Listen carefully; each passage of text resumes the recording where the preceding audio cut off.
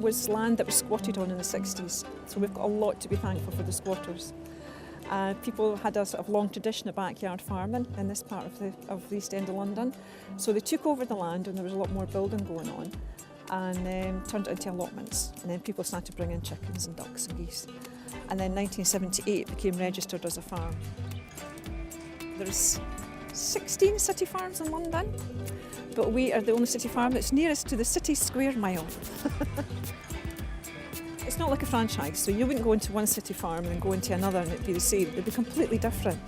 And it really does reflect the community that they work out of. So we here on one side of us, and I hope I'm not going to upset anybody, but we've got the Shoreditch trendy crowd from Brick Lane and up that way, to the people, the Bengali community, the Somalian community in Whitechapel and Stepney. And the farm's just this great place for everybody to come together. So we have a no slaughter policy at the farm here, and what that means is that none of the animals are bred to go into the food chain. We also have rare breed animal status.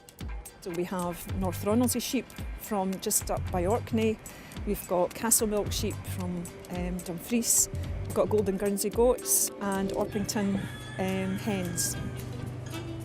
And we do breed from them, and we will probably hand them on to, pass them on to, depending on how many are born, to other breeders and to other city farms as well. The biggest change, I think, has to be the East London line going in. Now, we didn't have enough space for our cow. Some of the animals had to go somewhere else to stay whilst work was being done. I have to say, though, the majority of my time is probably spent trying to get funding and ensure the sort of longevity of the farm. We get a small amount of money from Tower Hamlets, £5,000 a year to keep this place going, which is just nowhere near touches it. We generate about 25% of our own income, which is pretty good. And by that, I mean we do things like we're selling all our veg, other bits and pieces. We do mobile farm visits out. I've got a pretty dedicated team here. They're all passionate about what they do. But you do have to be a bit careful because the farm, it really, really gets under your skin. The one thing I do insist upon, though, is I want everybody that walks in our gates to feel welcome. This farm doesn't belong to anybody, it belongs to everybody.